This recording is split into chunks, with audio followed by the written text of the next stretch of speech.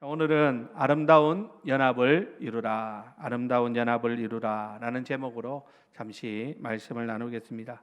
여러분, 오늘 본문은 단 세 절로 이루어진 짧은 찬양시로 그 표제에 보니까 다윗의 시라는 소제목이 붙어 있는 것을 보면 이 시는 다윗이 지은 시라고 하는 것을 우리가 알 수 있죠.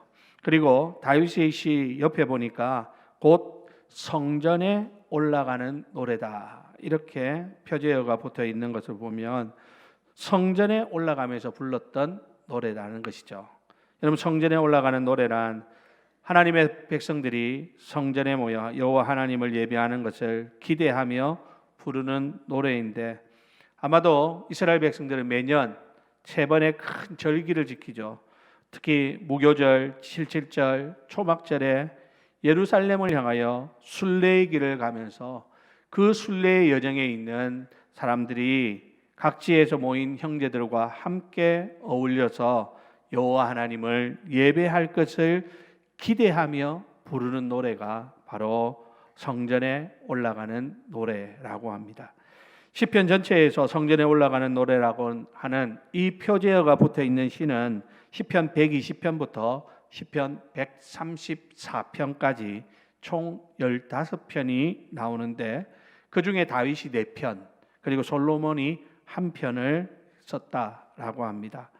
특별히 이스라엘이 바벨론 포로되었을 때 불렀을 이 성전에 올라가는 노래는 그들의 마음을 더 애틋하고 간절하게 만들었을 것으로 여겨집니다. 가고 싶어도 갈 수 없는 저 멀리 있는 예루살렘 성전을 바라보면서 그곳에서 하나님의 백성들이 함께 모여 하나님 예배드리는 것을 그리워하며 애절하게 부르는 노래가 바로 이 성전에 올라가는 노래라는 것이죠. 자, 그러다가 여러분, 고레스왕 원년에 이스라엘 백성들이 다시 예루살렘으로 귀환하는 그런 기적 같은 일이 일어나게 되는데, 그들이 성전에 올라가는 이 노래를 부르면서 그냥 기쁨으로 하나님 앞에 나올 때 아마 그들의 눈에는 눈물이 가득 찼을 것입니다. 그 눈물은 슬픔의, 고통의, 괴로움의 눈물이 아니라 기쁨의 눈물, 감사의 눈물이었을 것으로 여겨지는 것이죠. 그들은 마침내 함께 모여 여호와 하나님의 이름이 있는 그 성전에서 한 목소리로 하나님을 찬양할 때 그 마음의 그 감동이라고 하는 것은 이루 말로 다할 수 없는 벅찬 감동이었을 것으로 여겨집니다. 자, 여러분, 그런 심정을 가지고 오늘 본문을 다시 한번 보시기 바랍니다. 그런 심정으로 1절 한 절만 한번 읽어볼까요? 다 같이 읽겠습니다. 시작. 보라, 형제가 연합하여 동거함이 어찌 그리 선하고 아름다운고. 아멘.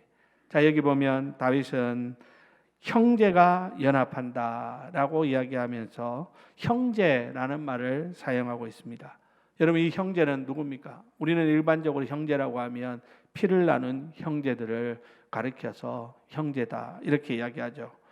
이것은 하나님을 함께 예배하고 찬양하는 온 이스라엘 백성들이 주 안에서 하나가 되었고 한 가족이 되었다라고 하는 것을 의미하는 말입니다.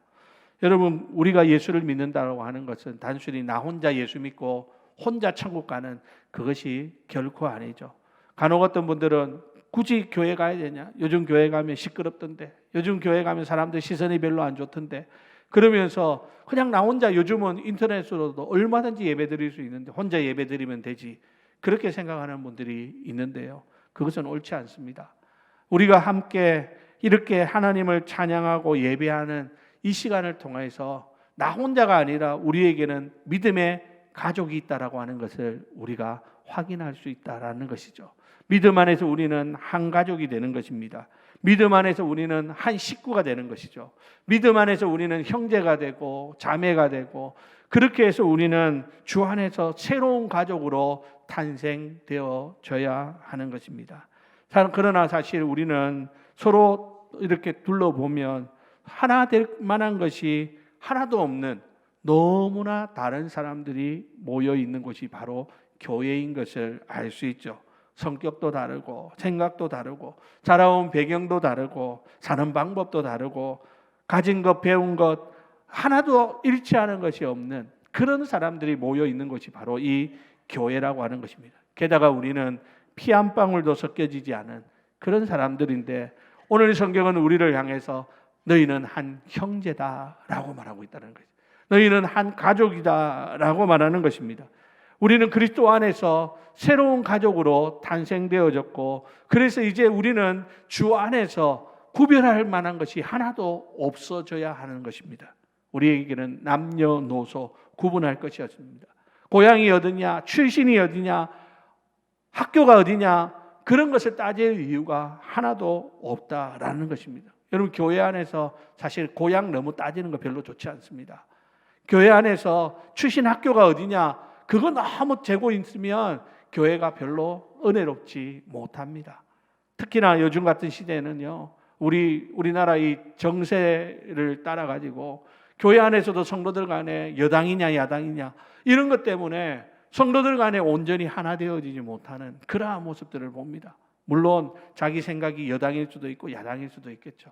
하지만 여러분 그게 중요한 것이 아니라 그것보다 더 중요한 것은 뭡니까? 그럼에도 불구하고 우리는 그리스도 안에서 한 가족으로 하나님이 새롭게 만드셨다라고 하는 사실입니다. 얼마나 많이 배웠느냐 못 배웠느냐, 얼마나 많은 것을 가졌느냐 못 가졌느냐, 사회에서 어떤 위치에 있느냐 그런 것이 중요한 것이 아니라는 것이죠. 여러분 모든 사람들은 예수 그리스도 안에 들어오면 하나님의 그 사랑 안에 들어오면 우리 안에 있는 모든 서로 다른 것들이 다 사라지고 우리는 그리스도 안에서 진정한 한 가족이 되고 한 형제가 되고 자매가 될 수 있음을 우리는 명심해야 할 것입니다. 실제로 빌레몬서에 보면 주인과 종이 하나님 안에서 하나가 되는 그런 놀라운 기적 같은 일을 보게 됩니다. 여러분 어떻게 세상에서 이런 일들이 일어날 수 있겠습니까? 여러분 미국에서 노예 제도가 있다가 노예 해방이 일어나는데 그럼에도 불구하고 지금도 아직도 미국에 가면 서로 간에 인종차별이 있고 뭐 그런 모습들을 보지 않습니까? 사람들은 막 제도적으로 많은 것들을 갖추어 가지고 차별하지 말라 하지만 그러한 이야기가 그냥 하나의 구호에 지날 뿐 사람들 마음속에는 저 사람은 나하고 다르다, 저 사람보다는 내가 낫다 이러면서 서로 간에 벽을 치고 그렇게 살아가는 것이 오늘날 이 세상의 모습인데 성경에는 주인과 종이 하나 되어지는 그런 아름다운 이야기가 있다라는 것이죠. 뿐만 아니라 우리나라에도 보면요, 어떤 집에 진짜 양반집의 주인이 그 하인을 교회의 장로로 먼저 세우고 자기가 그 교회에 그냥 일반 평집사로 섬기는 그러한 모습들도 교회 안에서 일어나는 그런 이야기들이 많이 있다라는 것입니다. 여러분 이러한 모든 일들이 어떻게 가능할까요? 세상적으로는 도저히 불가능한 일이죠. 세상적으로는 도저히 일어날 수 없는 이야기입니다. 그런데 하나님 안에서는 이 모든 것이 가능해지더라라는 것입니다. 왜냐하면 고린도후서 5장 17절 말씀해 보면 누구든지 그리스도 안에 있으면 새로운 피조물이다라고 했습니다. 이전 것은 지나갔으니 보라 새 것이 되었다라고 성경은 우리에게 말씀합니다. 그래서 우리가 잘 부르는 찬송가 436장 그 가사에 보면 산천도 초목도 새 것이 되었고 죄인도 원수도 친구로 변한다. 이렇게 우리가 찬송할 수 있는 것이 바로 그런 이유인 것입니다. 여러분 그렇습니다. 우리가 진정으로 하나님 안에 있다면, 우리가 진정으로 그리스도 안에 있다면 우리 안에 어떤 원수도 친구로 변하는 역사가 일어나야 될 줄로 믿습니다. 어떤 죄인도 우리가 감싸 안고 그를 위해서 기도하고 축복해 줄 수 있는 그런 아름다운 모습이 바로 하나님의 교회 안에서 나타나야 된다라고 하는 것이죠. 그게 바로 새롭게 피조된 새로운 피조물의 모습이다라는 것이죠. 자, 그러면 여러분 어떻게 이런 일들이 일어날 수 있는가라는 것이죠. 그것은 바로 우리가 드리는 이 예배를 통해서라는 것입니다. 여러분 예배는요 그냥 단순히 우리끼리 모여가지고 시간 때우고 가는 그런 시간이 결코 아닙니다. 이 예배에는 놀라운 능력이 숨어 있습니다. 예배는 서로 모르는 우리를 하나 되게 합니다. 하나님을 아버지라고 고백하면서 예배할 때 우리는 주 안에서 한 가족이고 되고 한 형제 자매가 되는 그 놀라운 기적을 경험할 수 있게 되는 것입니다. 진정한 하나님 앞에 예배를 드리고 나면 모든 것이 하나 되는 역사가 일어나야 하는 것이죠. 아무리 원수진 관계라도 함께 예배를 드리고 나면 우리의 마음이 변화해야 되는 것입니다. 서로에 대해서 미워하고 시기하고 질투하던 마음이 우리가 하나님을 예배하고 나면 그 마음들이 눈 녹듯이 사라지는 것입니다. 예배를 들어갈 때는 눈을 흐리고 예배를 들어갈 때는 그 사람을 바라볼 때 내 마음이 불편하고 이랬었는데 예배를 마치고 나면 내가 먼저 다가가서 손 내밀고 내가 먼저 그 사람을 용서하고 사랑하는 그러한 모습들이 그게 하나님 앞에 올바른 예배를 드린 자의 참된 모습이다라고 하는 사실입니다. 사랑하는 우리 성도 여러분, 그러므로 오늘 우리가 하나님 앞에서 이 예배를 통하여 그런 놀라운 은혜를 경험할 수 있게 되기를 주님의 이름으로 부탁을 드립니다. 사실 우리는 앞에서도 말씀드린 것처럼 우리가 여러분 세상에서 생각해 보면 우리는 어쩌면 평생 만날 이유가 전혀 없는 사람들일 수 있습니다. 평생 한 번도 만나지 못할 그런 사람들도 아마 여기에 있을 줄로 압니다. 평생 모르고 지낼 수 있는 사람들이지만 우리가 이렇게 함께 예배를 드리면서 함께 한 하나님을 아버지라고 부르고 그 아버지를 향하여 찬송하고 그 아버지를 향하여 같이 마음을 모아 기도하면서 같은 마음을 품게 되면 우리는 이 예배를 통하여 우리의 생각이 변하고 우리의 마음이 변하고 우리의 태도가 변해지는 것을 우리는 경험할 수 있다라는 것이죠. 그러므로 오늘 우리가 드리는 이 예배가 그런 예배가 될 수 있기를 주님의 이름으로 간절히 축원합니다. 오늘 이 예배를 통하여 우리 모두가 한 하나님 아버지를 섬기는 한 가족이 되고 우리가 그리스도 안에서 한 형제 자매됨을 우리가 기억하면서 이제 우리가 서로를 사랑하고 축복하고 서로를 위하여 기도하는 아름다운 관계가 회복되어지는 그런 놀라운 역사가 사랑하는 우리 주례교회 모든 성도님들 가운데 나타날 수 있게 되기를 주님의 이름으로 간절히 부탁을 드립니다. 자, 그런데 여러분 아까 1절 우리가 읽었지만 형제가 연합하여 동거함이 어찌 그리 선하고 아름다운고 하면서 다윗이 노래를 하고 있는데 여러분 다윗은 온 이스라엘 백성들이 하나님을 예배하기 위하여 함께 모이는 그 모습을 바라보면서 그는 바라볼 때 너무나도 그 모습이 선하고 아름답다라고 이야기를 하고 있다라는 것이죠. 여러분 생각해 보십시오. 이스라엘 백성들이 서로 사실은 남과 북이 갈라져 가지고 서로 미워하고 적대시하고 서로 지파 간의 갈등과 그런 다툼들이 있었던 그들이지만 그들이 이제 그리스도 안에서 하나 되어지고 하나님 앞에 예배하는 이것을 통하여 한 하나님을 노래하는 그 아름다운 모습들이 회복되어질 때 그 모습이 얼마나 보기 좋고 아름다운 모습이겠느냐라는 것입니다. 그래서 바울은 오늘 다윗은 그것을 너무나 선하고 아름답다라고 이야기하고 있다는 것이죠. 그런데 여러분 오늘 이 선하고 아름답다라고 하는 이것은 다윗의 마음이기도 하지만 또 한편으로는 누구의 마음일까요? 바로 하나님의 마음이 바로 이와 같을 것이다 라는 것입니다. 여러분 하나님께서 지금 이 이스라엘 백성들이 하나님을 예배하기 위하여 성전에 올라오면서 이 노래를 부르며 함께 얼싸안고 함께 찬양하며 함께 눈물을 흘리고 함께 기뻐하고 함께 즐거워하는 그 모습을 바라보는 하나님의 마음이 어떠할까라는 것이죠.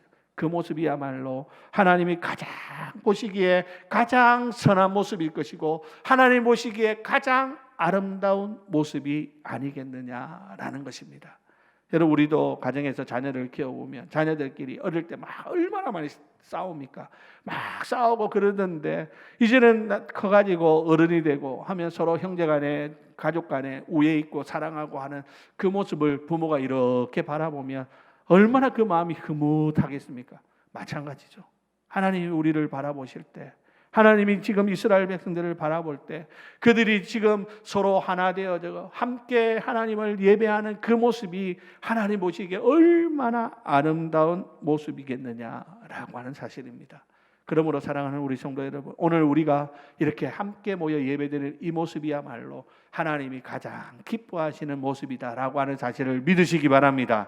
우리가 천천의 수양과 만만의 기름으로 하나님을 감동시킬 수 있는 것이 아니라 우리 성도들이 함께 모여 서로를 위하고 서로를 축복하고 서로를 위하여 기도하고 하는 그러한 모습을 하나님이 저 하늘에서 바라보실 때 너무나도 귀하게 너무나도 아름답게 여기시고 그것을 보고 하나님은 오히려 선하다라고 말씀하신다라는 것이죠.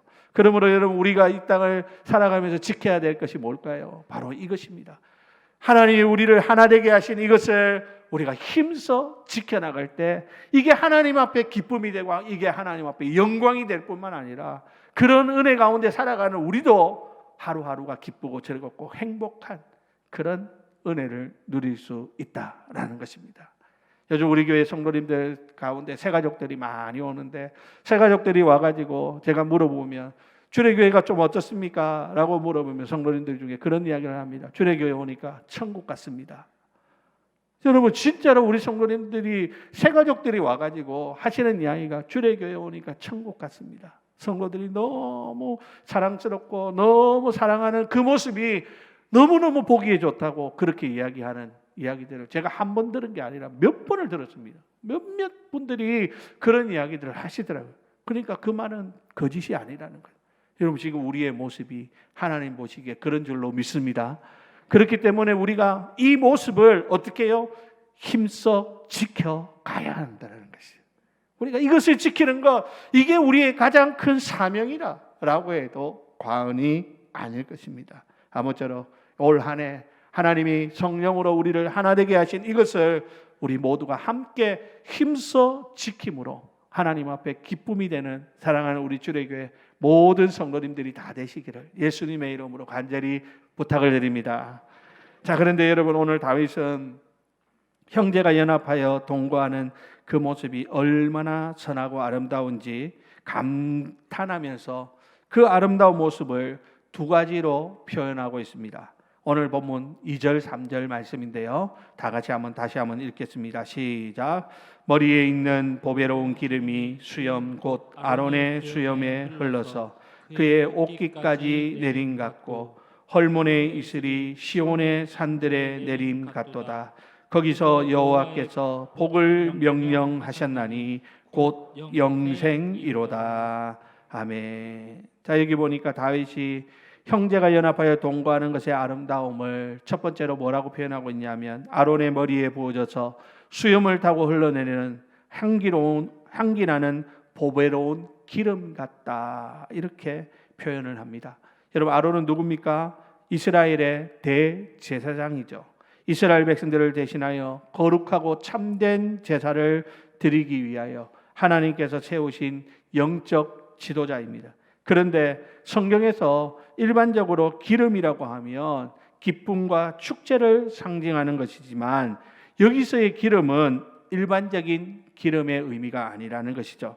여기서의 기름은 뭐라고 말했습니까? 보배로운 기름이다 라고 말합니다. 이 말은 무슨 말이냐면 대제사장의 위임식 때 머리에 부어주는 그런 기름, 관유라고 하는 것이죠.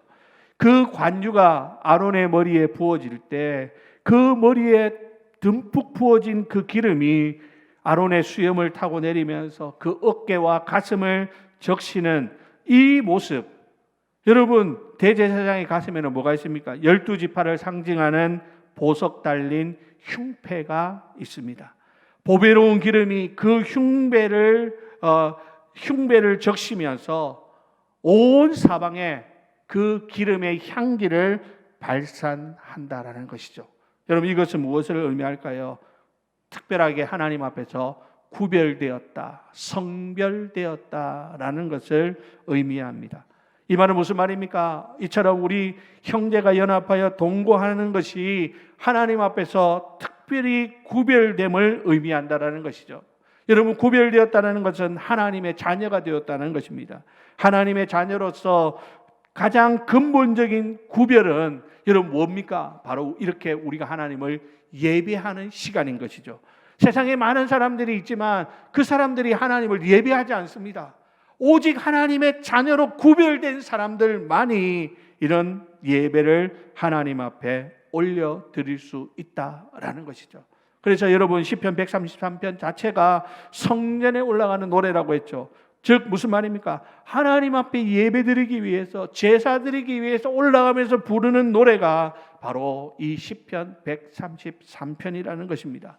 여러분, 하나님은 이렇게 하나님의 백성들이 모여서 하나님을 예배하는 것을 기뻐하십니다. 요한복음 4장 23절에도 말씀하는 것처럼 아버지께서는 자기에게 이렇게 예배하는 자들을 찾으시느니라 라고 말씀합니다. 여러분, 하나님은 지금도 하나님을 예배하는 사람을 찾고 있습니다. 오늘 우리가 이렇게 모여서 함께 하나님을 예배할 때 이 모임이 하나님이 특별히 구별해 놓은 거룩한 하나님의 백성들의 모임이 되는 것이고, 이 모습을 바라볼 때 하나님께서 뭐라고 말씀하신다는 겁니까? 선하고 아름답다라고 말씀하고 있다라는 사실입니다. 사랑하는 우리 성도 여러분, 오늘 우리가 함께 모여 예배하는 이 귀한 자리가 하나님에게 특별하게 구별된 자리이고, 또 이 자리를 통하여 하나님께서 우리를 만나 주신다라고 하는 이 사실을 기억하면서 이 자리에 우리 가운데 임하시는 하나님을 우리 한 마음으로 높여드리고 하나님 앞에 영광 올려드릴 수 있는 그런 우리 사랑하는 주님의 모든 성도님들이 다 되시기를 주님의 이름으로 부탁을 드립니다. 두 번째로 여러분, 다윗은 형제가 연합하여 동거하는 것의 그 아름다움을 뭐라고 표현하고 있냐면 헐몬의 이슬 같다라고 노래하고 있습니다. 여기서 헐몬은 헐몬산을 말하는데요, 이 헐몬산은 이스라엘 북쪽에서부터 레바논에 걸쳐 있는 해발 2800m가 넘는 높은 산입니다. 2800m면 우리나라로 치면 저 백두산보다도 높은 산이다라는 것이죠. 1년 중 8개월 이상 눈으로 덮일 정도로 고도가 아주 높은 산으로 요단강의 근원을 이루는 산인데, 해발이 높은 산이다 보니까 많은 양의 이슬이 내리는 것으로 유명하다고 합니다. 그래서 오늘 본문에 등장하는 헐몬의 이슬은 곧 많은 양의 이슬을 뜻하는 것이죠. 여러분, 무덥고 물이 부족한 이스라엘에 헐몬산에서부터 내린 이슬은 뭘까요? 이스라엘 백성들에게 가장 큰 축복이다라는 것이죠. 딱딱한 대지를 적셔주고 그 대지에 숨겨져 있는 식물들을 살려내는 생명의 근원이 되기 때문인 것입니다. 그런데 이 이슬이 어디에 내린다라고 말합니까? 시온의 산들에 내린다라고 했습니다. 여러분, 시온은 하나님의 성전이 있는 곳이고 하나님께서는 시온에 거하신다라고 약속하셨습니다. 그런데 그곳에서 하나님께서 복을 명하셨다라고 말하는데, 여러분, 헐몬의 복이 어디에서부터 나간다라고 하는 겁니까? 바로 시온에서부터 헐몬의 이 복이 흘러간다라는 것이, 성전이 있는 이 시온을 통해서 하나님의 복이 흘러가는 그런 역사를 말씀하는 것이죠. 자, 그러면 여러분, 오늘날로 말하면 이 시온은 뭘까요? 바로 오늘 우리가 모여 있는 이 교회인 것입니다. 물론 하나님의 축복의 통로는 여러 가지입니다. 어제도 제가 말씀을 드렸지만 우리가 축복의 통로라고 했죠. 우리를 통해서 하나님의 복이 우리를 만나는 많은 사람들에게 흘러간다라고 말했습니다. 그래서 다른 사람을 축복하라고 제가 여러분들에게 말씀을 드렸습니다. 그런데 여러분, 이 하나님의 축복의 통로의 가장 큰 줄기는 뭘까요? 바로 교회라는 것입니다. 여러분, 교회를 통해서 얻을 수 있는 복이 여러 가지 복이 있지만 그 중에 가장 큰 복은 바로 영생이다라는 것이죠. 여러분, 영생이라고 하는 것은 구원받는 것인데, 우리가 구원받아 하나님의 자녀 되는 것은 우리의 노력과 애씀으로 얻을 수 있는 것이 아닙니다. 구원은 오직 뭐예요? 하나님의 선물이라고 성경은 우리에게 말씀합니다. 그런데 그 선물을 얻는 가장 중요한 곳이 바로 어디라는 겁니까? 교회라는 것입니다. 물론 우리가 영생을 얻고 구원 얻는 것은 예수를 믿음으로 말미암아 이루어지지만, 예수를 믿는 증표는 바로 교회에서 예배를 드리는 것으로 나타납니다. 그러기에 이 교회가 하나님의 가장 큰 복인 영생을 얻는 가장 큰 줄기라고 말할 수 있겠다라고 하는 사실입니다. 사랑하는 우리 성도 여러분, 오늘 우리 주례교회가 하나님이 우리 교회를 통하여 주시는 제일 큰 축복은 영생의 축복인 줄로 믿습니다. 생명의 복인 거예요. 그래서 이 복이 이 지역사회에 우리 교회를 통하여 흘러가야 된다라는 것입니다. 여러분, 우리가 이 지역사회를 위해서 할 수 있는 일들이 사실 뭐가 있겠습니까? 우리 지난 겨울에 러브 사상 하기는 했습니다. 그죠? 네, 그래서 제가 지난 주간에 사상구청장에게 가서 구청에다가 여러분들이 기부한 그 러브 상자를 전달해 드리고 왔습니다. 구청장님이 성도님들에게 너무 감사하다고 전해달라고, 늘 이렇게 주례교회가 이웃을 돌아보고 이웃에게 이 사랑을 전해주셔서 감사하다고 인사말을 저한테 대신해 주셨습니다. 제가 여러분들이 그 말씀을 전합니다. 그런데 여러분, 사실 우리가 한 거는 너무 적은 거예요. 우리가 해가지고 나눈 것이 300명. 사실 얼마 되지 않잖아요. 이 지역에 얼마나 많은 어려운 사람들이 있는데, 그래도 우리가 그것을 할 수 있었음에 너무 감사한 일이고, 여러분들이 함께 동참해 주셔서 너무 귀한 일이기는 하지만, 여러분, 우리가 뭐 물질을 가지고 세상에 뭐 대단한 일을 할 수 있는 것은 별로 없습니다. 하지만 여러분, 지난 우리 2024년도에 많은 영혼들을 하나님께로 이곳으로 불러와서 그들에게 하나님의 생명의 말씀을 전하고, 그들 가운데 이 생명의 말씀을 듣고 예수 믿기로 작정된 사람들이 나올 수 있다면, 여러분, 그렇다면 그 한 영혼이 뭐라고 성경은 말합니까? 천하보다 귀한 영혼이다 라고 말씀하고 있다는 것이죠. 그러므로 여러분, 우리 교회가 이 지역을 위해서 할 수 있는 것은 다른 것보다도 바로 이 영생의 복을 흘려보내는 것입니다. 우리가 전도를 하는 이유가 단순히 우리 교회 부흥시켜가지고 좋은 교회 짓고, 그래서 우리 교회가 이만큼 큰 교회라는 것을 뭐 자랑하려고 그렇게 하기 위해 가지고 우리가 전도하자는 것 아니잖아요. 여러분, 저는 그렇습니다.